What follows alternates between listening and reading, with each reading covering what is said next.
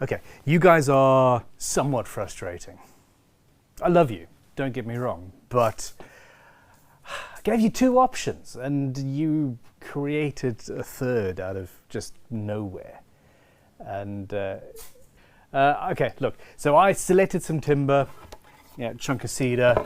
I gave you two options of tops, a very cool, thick, carved, incredibly gorgeous bit of my private stock, redwood and some flamed redwood.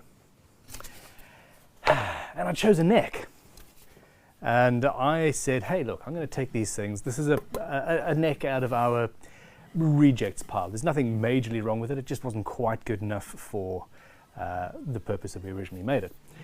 And I said, hey, we're either going to do a Les Paul Junior type with a nice flat top out of this, or a Les Paul type with a nice carved top out of this. And you all said, forget that, Ben, you need to build an SG. I have not ever built an SG. I don't know why. I don't know. I love them. One of my first proper electric guitars was an Epiphone GS400, I think, maybe. SG copy. I loved that thing. And, well, here we are. Now, what that means is we're using this top because this needs to be a carved top. Anything less than I would feel that I was insulting the wood. But also, it means that I can't use the neck that I had selected, which is fine. And the reason being that this is not long enough to create a tenon out of. You do need a little bit more of a tenon. This is not a problem. I do have this neck. It's got a tenon, and I am planning, if it all works out, to actually make a proper Les Paul style or Gibson style tenon into the fretboard, where your pickup surround would be. Now, it's a little bit in there, but we can customize that, that's fine. If I had a standard neck pocket, a standard Fender style neck pocket, it just doesn't give as much gluing surface or as much strength, and it's not ideal. So what I want to do is cut away some of the material, also create the angle, so it's going to have something like that, cut away some stuff, boom, boom, boom. You increase the size of the gluing area, you put an angle on there as well, so it fits into the end of the body blank, and voila, hey presto, as it were. It was a bit bright. And you got a guitar. I also do want to customize, do something fun with the 12th fret inlay. I've got a little bit more to play with than I do on this one, because I would have been covering a big old BC that I didn't like the look of there. The headstock's a little bit better than the other one was. Not sure what I'm going to do there, but this should be fun. Now, the whole point of all of this is that we have a rather large sale going on at crimsonguitars.com. Our Luthier's tools, supplies, jigs, templates, guitar building school, IRL, in person. I think we're the largest guitar building school in the world by dint of the fact that we teach more people in person than anybody else. Fight me in the comments if you think that's not true, because, well, I strive to speak the truth. This guitar that I'm building could be yours. For every £10 that you spend at the Crimson store during this sale, you are going to get £1 off a ticket to win this instrument on dailyguitardraw.com. And that's there, so click the link. You definitely need more high quality guitar building tools in your life, and frankly, if you come and visit headquarters and do a course, you will not regret it. Let's get building, let's get building. Now, as you can see, I found another piece of cedar, well, another two pieces of cedar, and trying to avoid the cracks and the discolor, well, it's this discoloration down the center line that made me choose not to use this. But yeah, there's voids and issues. So unfortunately, that was it died on the vine, that idea. We have a more basic piece here that it's going to make for a very, very lightweight instrument. I'm not worried about neck dive. Well, not any more neck dive than you would normally get with an instrument like this. But yeah, let's start drawing. I've had a thought. There's that knot, front and back. There's also a bit of a crack here. That doesn't go very deep, and I'm hoping to get rid of most of it. So, yeah, this is a little bit close on the edges there. So you've got that there,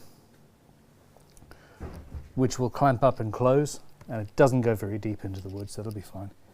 Also, SGs are really thin. Like, really thin. We're talking thin.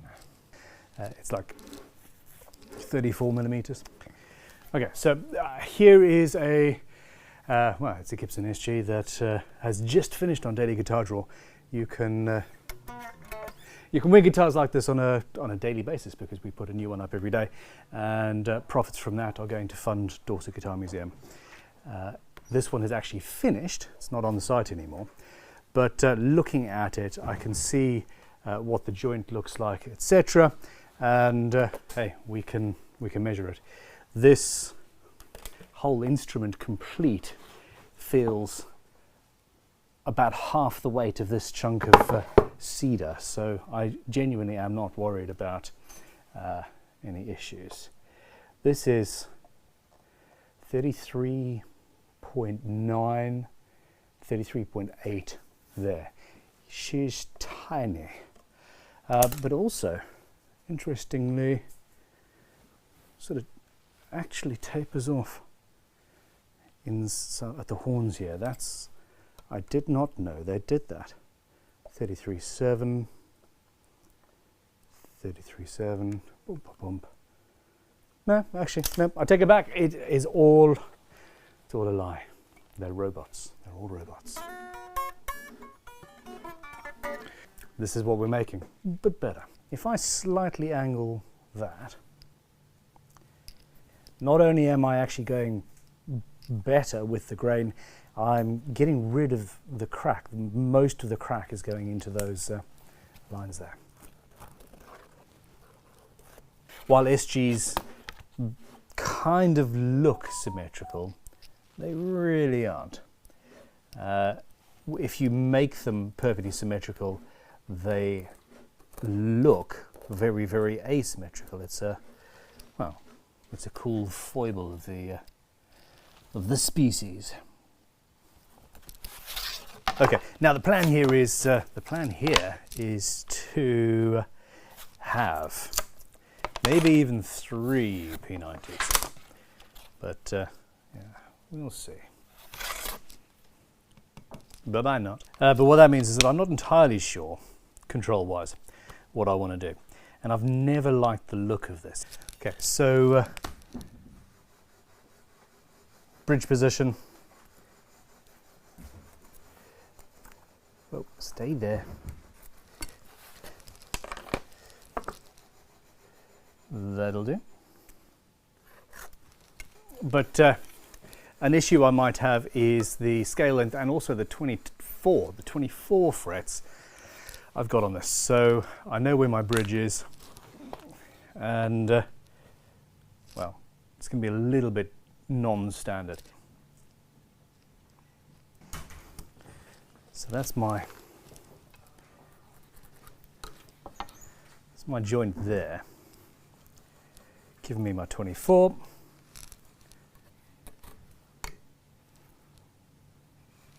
Out of my way. Okay, so you saw me just roughly estimate a position there. Now, I know where my bridge is supposed to be, and let me just double check.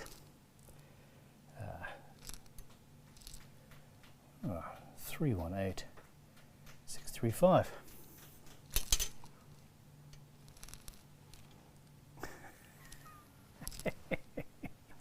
Well, I just guesstimated that, and if you vertically look down on the position with which we have been furnished, we have a 635mm 24 fret, fret neck, which is, well, I would say 2mm off where it's supposed to be. Woohoo! Well, with compensated scale lengths, etc., I think that's pretty good, don't you? I'm gonna chalk that down to skill, and but we're all gonna know that it's just pure luck, really. Better than average luck, yeah? Okay, so look, I want to make this guitar pretty. I want to make this guitar simple and straightforward and beautiful. I want to make it so that you want to own and love and enjoy this instrument. And sometimes making something pretty and simple means that you need to go complicated. Yeah, that's that. Now, when you're looking at an actual SG, these things, they tend to be fairly homogeneous, solid colors, shows off the carves, accentuates the absolutely perfect shapes and basically impeccable design that Gibson were, unless we go for a very thick top and have the wood go all the grain of the beautiful top go all the way to the outline. What you end up with is, and I don't want to do that in this case because this wood is just too nice, you end up with a beautiful carve line that is designed and lovely and just is as it should be, and then you've got a second line at some weird position, and it's not even gonna be an even 6mm or 8mm around from the carve, because some of these carves are at different angles, so it messes the whole thing up for me. So I want to inlay the top. I want to create, and I know that I'm riffing on the same damn thing because yes, I'm building an Acoustasonic style instrument. The Cowrie guitar is currently under finish, which is why it's not on your screens right now. It's a slightly longer process. But yeah, it just makes sense to me. Check it out. Then show me the curves. It's not working. If I offset the top and inlay it 5 or 6mm inside that curve, then you've got a dedicated hard line somewhere where you want it to be around the whole instrument. And then you've got a little bit of flat material that is the cedar, and then a carve that is the cedar. And what we'll end up with is something that looks simple, looks elegant, and in spite of the fact that it wasn't simple to get to, it's gonna be, yeah, it's gonna be great. I'm obviously gonna need some sort of a back plate, and I don't think it's gonna be traditional SG. Not in the slightest. I'm a numpty. Joe overheard me saying that this had been finished, this is finished, etc. There's my phone going, I'm such a professional. No, this guitar is also on Daily Guitar Drawer and has 13 days left.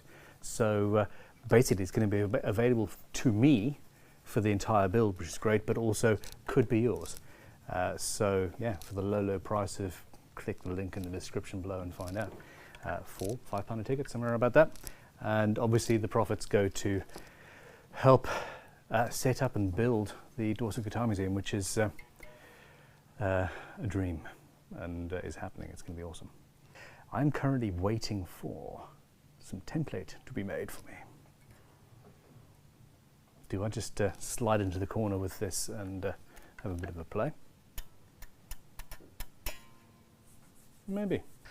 Okay, another day. Now I'm going to, do you know what? I'm actually going to grab my other camera and I'm going to show you what's going on at Crimson headquarters right now. This is Thursday the 11th. Tomorrow, the 12th, I am driving, a lot of us are driving all the way to Birmingham NEC for Maker Central. So if you're watching this on the Saturday morning and you're anywhere near Birmingham, come and visit us. Maker Central is an incredible, it's a YouTube makers / crafters event. There's all sorts of very, very cool people, and we'll be there with Vintage Tool Shop and Daily Guitar Drawer and Crimson Guitars. It's going to be a building experience for taking workbenches and all sorts of stuff. But in the meantime, what I've done, we've gone on the laser cutter and done these drawings, and we've essentially got our whole thing. So we've marked out where the cutouts are. This is going to, well, finalize what we're doing. So slight. So those pieces are a little bit too flexible. Fine, whatever. Come on then. Center line it is. Always work from the center line anyway. Do I want to offset this whole shape by 5mm and bring the whole thing in? And then we've got the inside shape of the wood all the way around, and then we've got the line of the carve. If I inlaid the material and then carved at the angle right there, we'd have a delicate joint, and it would be so fine that if you sanded a little bit too far, you would mess up the whole look. So there we go, that's done. QED. Okay, I'm going to get one of these made just slightly offset, and that will help. We're going to do this for next week. So even with a 6mm offset,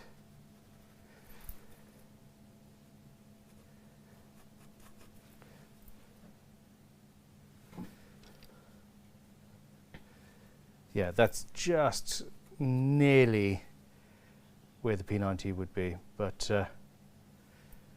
not quite. So that's, yeah, that'll do. Boom, boom, boom. Yeah, this is going to be a cool guitar.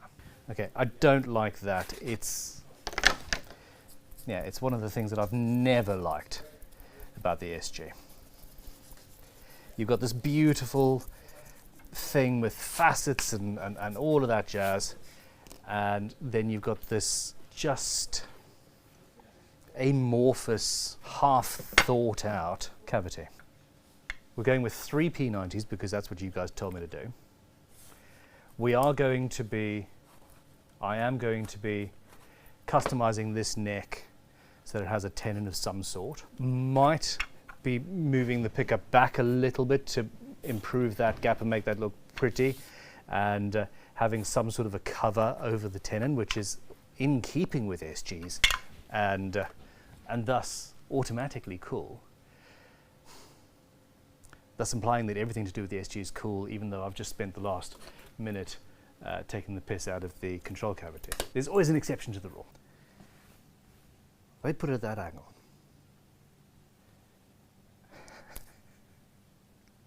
That's where it's supposed to be, based on what Gibson say.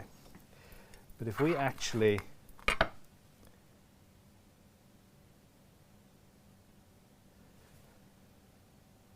line them up with the center line, move them around a little bit.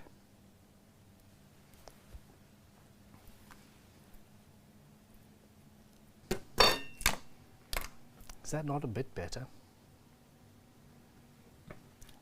Kind of think I've not quite lined them up properly. Ah, damn it. Come on then. The do-over is thus negating the whole "is this not better" moment of amazement and wonder. You fool, Bencro.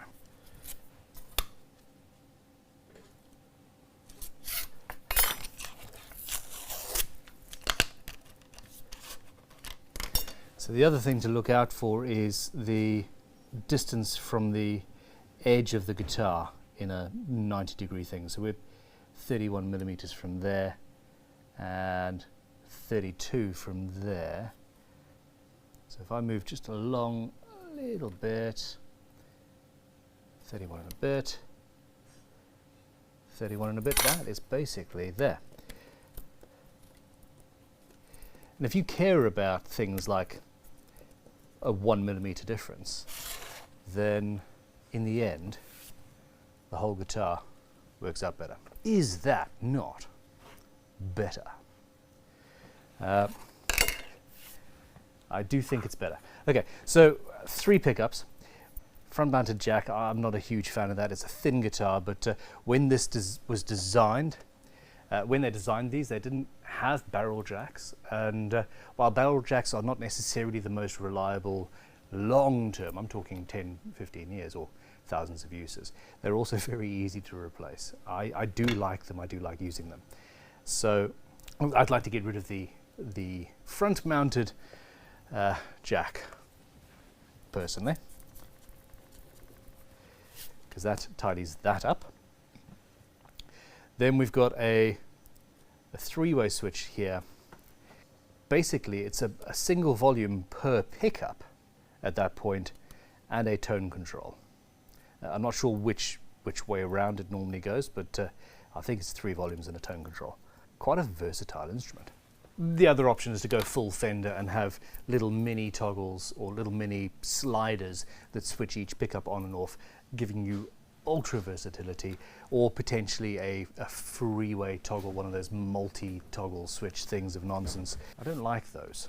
Let me know in the comments below if you do. And if we get enough people saying, hey, let's go for one of those 3-way switches, I think they're called, then yeah, we could do that. After all, this guitar is potentially going to be yours if you go and buy tickets for it, or get heavily discounted tickets by purchasing stuff on the Crimson Guitars website.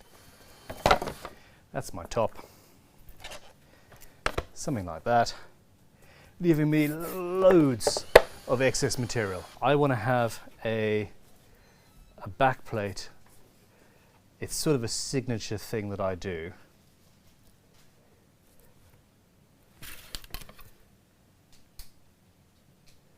Well, let's actually make it.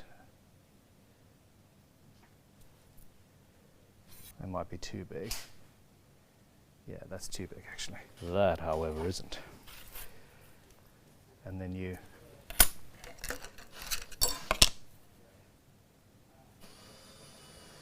do you know how difficult this is when you guys are directly above me? A nice curve.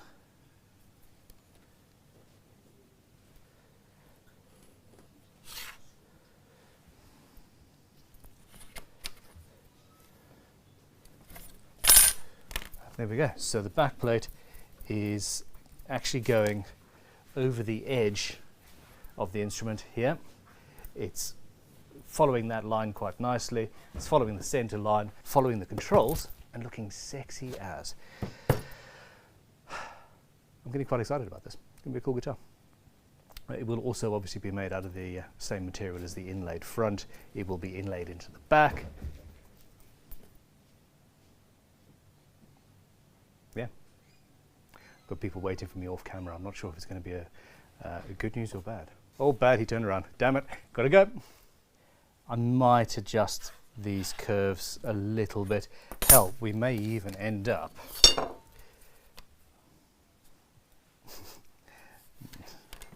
going pointier. Maybe not. I don't know, it might work. What do you think?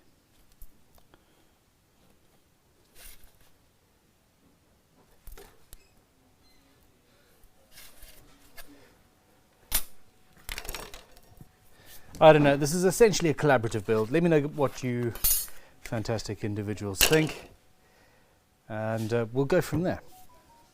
Remember, this is all on the back, so it's just going to be clean with just that. At this point, I've not done any guitar building per se. We've planned, we've thought, we've talked. You've gone through the process with me of the thoughts that happen at the beginning of a new build, especially when it's one that you haven't really been thinking about for months and months and months. And do you know what? It's a fun process. When we get back from Maker Central, I am finishing the hand tool only build. I am also going to be filming these. In the background, the Cowrie guitar is in progress, it's undergoing finish, etc. There's a lot going on. But yeah, hand tool build coming soon, I promise, I swear. That one day build has sort of gone on for a little bit. I'm excited. Before we go, there's one final thought.